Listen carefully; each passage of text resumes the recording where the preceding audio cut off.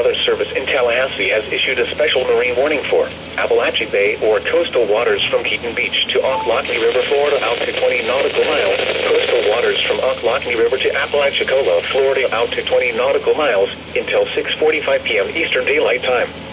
At 5:09 p.m. Eastern Daylight Time, a severe thunderstorm capable of producing waterspouts was located 10 nautical miles west of K Tower, moving northeast at 10 knots. Hazard, waterspouts and wind gusts 34 knots or greater. Source, radar indicated. Impact, waterspouts can quickly form and capsize boats, damage vessels, and create suddenly higher waves. Make sure all on board are in a secure location and wearing life jackets. Expect wind gusts in excess of 34 knots, suddenly higher waves, frequent lightning, and heavy downpours. The severe thunderstorm will remain over mainly open waters.